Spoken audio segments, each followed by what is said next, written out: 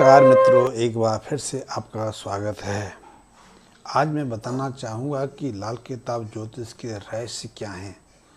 आप यदि ज्योतिष विज्ञान में विश्वास करते हैं और यदि विश्वास ना भी करते हैं तो पूरी दुनिया में यदि आप आंकड़ा देखेंगे तो पूरी दुनिया में, चाहे वो यूरोप का हिस्सा हो, अमेरिका हो या जापान का हिस्सा हो, यहाँ तक कि चाइना में भी ऐसे अध्ययन, ऐसे आंकड़े उपलब्ध हैं जिससे पता चलता है कि पूरी दुनिया में 75% से ज़्यादा लोग, चाहे वो नास्तिक प्रवृत्ति के हों, चाहे वो कितने पढ़े लिखे हों, वो ज्योतिष विज्ञान पर भरोसा करते हैं।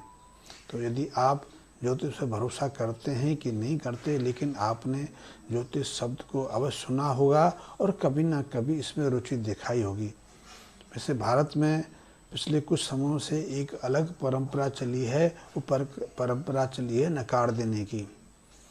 यहाँ सबसे ज़्यादा तथाकथित विद्वान रहते हैं। एक चलता फिरता आदमी वैज्ञानिक सोच पैदा कर लेता है, चाहे विज्ञान के बारे में उसे कोई जानकारी ना हो। तो मैं बात कर रहा था कि यदि आप ज्योतिष विज्ञान में भरोसा करते हैं, ज्योतिष में रुचि रखते हैं, तो आपने लाल किताब ज्योतिष के विषय में अवश्य सुना होगा। जो लाल किताब ज्योतिष उत्तर भारत में, खास करके पंजाब, हिमाचल, जम्मू कश्मीर, दिल्ली, हरियाणा के आसपास बहुत प्रचलित है, बहुत लोकप्रिय है और इसे आधुनिक ज्योतिष कहते हैं, क्योंकि इस ज्योतिष विज्ञान की शुरुआत ही 1950 के बाद हुई।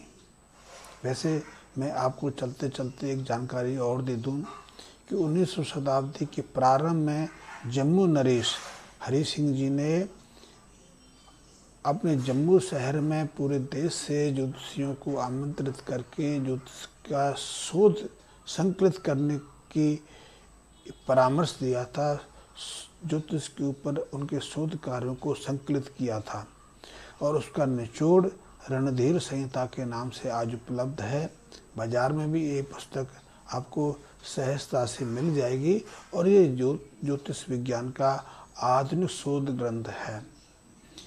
रणधीर ज्योतिष में आधुनिक जो युग के ज्योतिषाचार्य हुए हैं, ज्योतिष के विद्वान रहे हैं, उनके अनुभव, उनकी अनुभूति, उनके जो निष्कर्ष रहे हैं उसको संकलित किया गया है।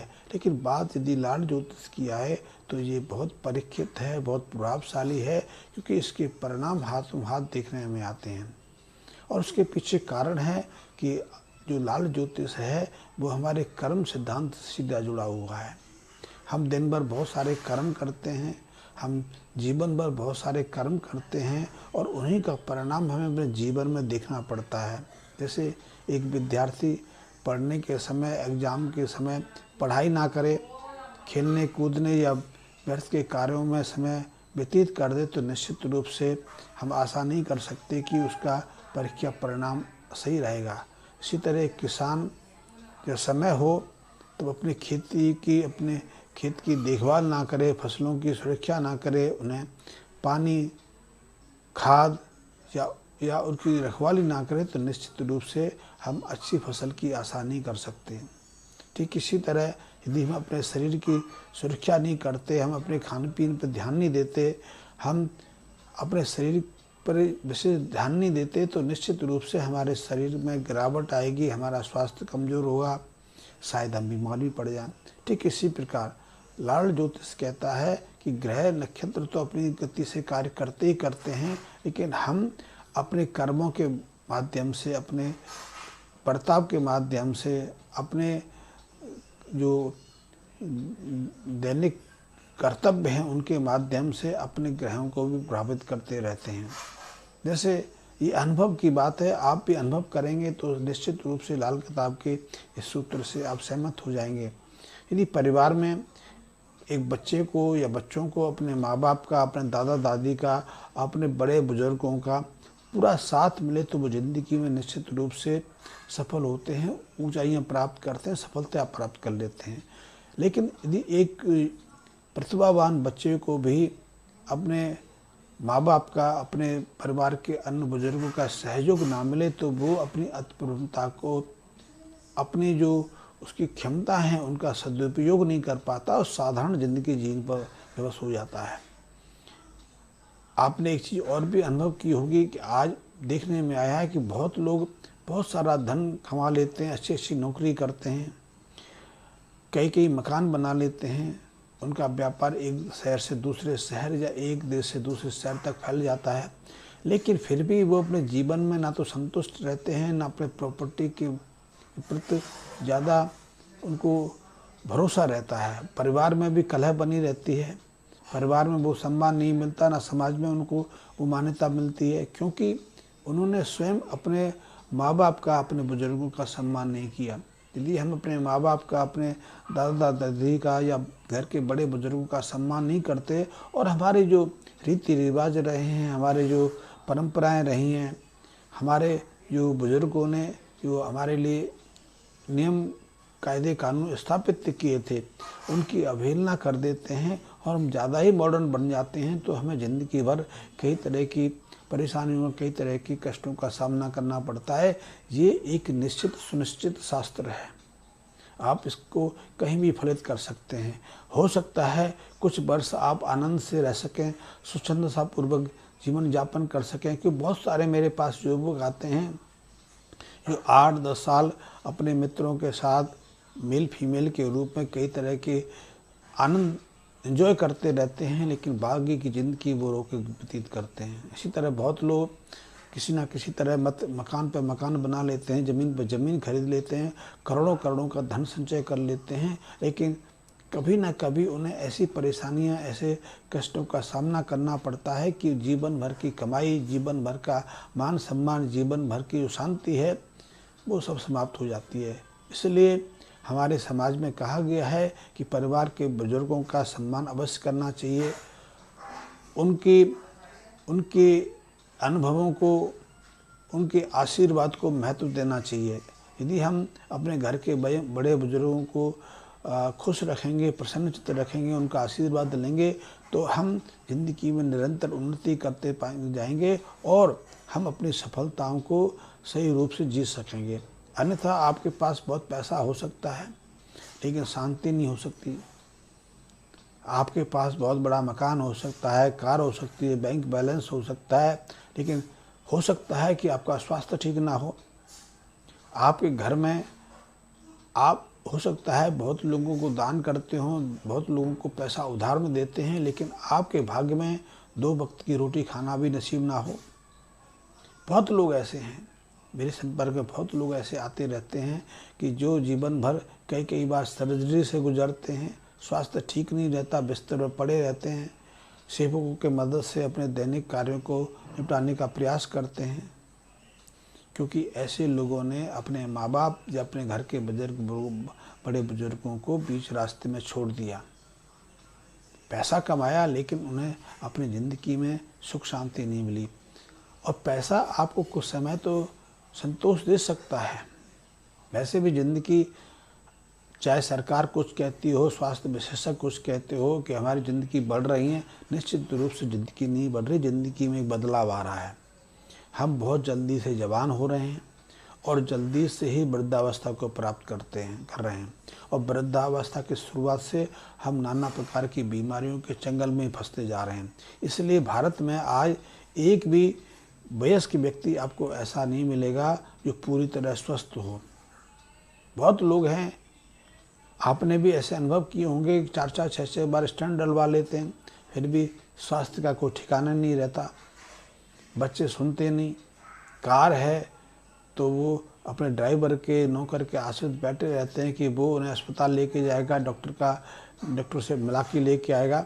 तो मेरा कहने का है कि लाल किताब का जो सिद्धांत है वो कर्म के आधार पर सिद्धांत है, और कर्म के माध्यम से यदि हम सही कर्म करेंगे, नीतिगत कर्मों का हम निर्वाह करेंगे, तो हमारे जो ग्रह हैं निश्चित रूप से हमारी मदद करेंगे।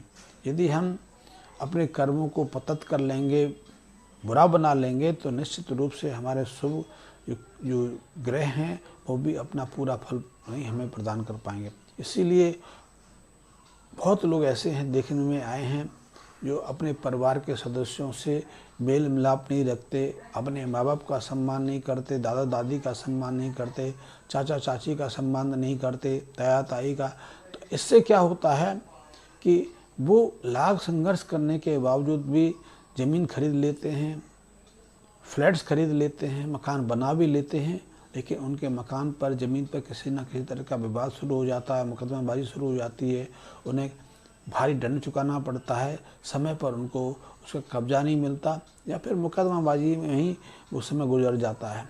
आपकी ज़िंदगी भर की कमाई मुकदमेबाजी में व्यर्थ चली जाती है, और कई बार तो ऐसे में जेल तक जाना पड़ता है, आपके साथ धोखा हो जाता है, आपका पैसा, आपकी ज़मीन आपके हाथ से चली जाती है, क्योंकि बृहस्पति का संबंध हमारी सुख शांति के साथ में है।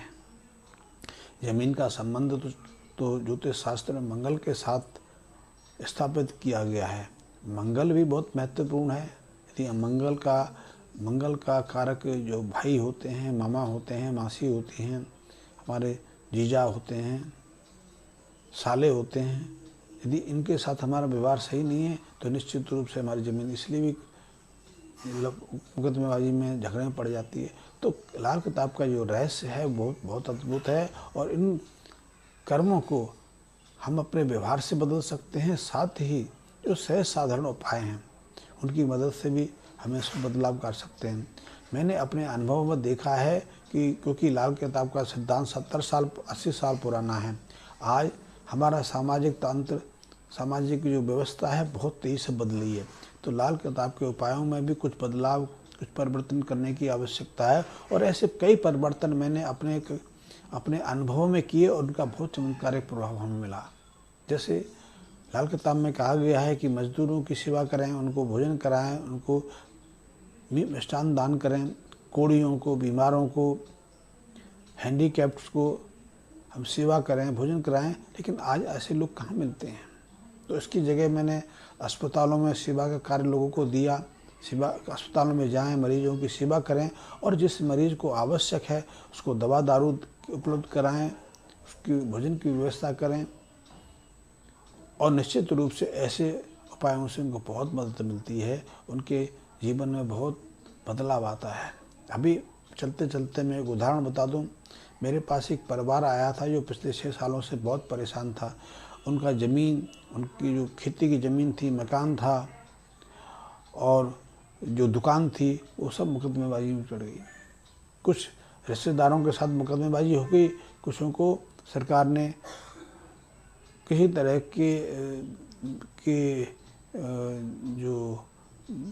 किसी तरह के कई कारणों से उस पर सरकार ने कब्जा कर दिया, सरकार ने मुकदमा कर लिया। बहुत परेशान थे। बैंक में काम करते थे तो बैंक की नौकरी भी मुकदमेबाजी में जाने लगी। कमाई का बहुत हिस्सा वकीलों में, मुकदमेबाजी में, केस कचहरी में। कुछ ऐसे में जब मैंने जानने की कोशिश की कि कारण क्या है, तो पहला कारण तो ये था कि उन्होंने अपने पैतृक जो मकान था उसके अंदर जो कुआं होता था, उसको कुआं बंद करके ही उस पर कमरा बना के, उस पर एक दुकान बना के किराए पर चढ़ा दी थी। और जिस समय से ये काम किया, उनके जीवन में निरंतर गिरावट आती चली गई, कई तरह की परेशानी उन्हें हुई। फिर इसका संक्षिप्त बताया गया, और आप आश्चर्यचकित होंगे कि 4 महीने के बाद उनकी समस्या, उन्होंने अनुभव किया कि हाँ, अब उनको शांति है, अब उनके जीवन में कुछ ना कुछ सुकून नजर आ रहा है।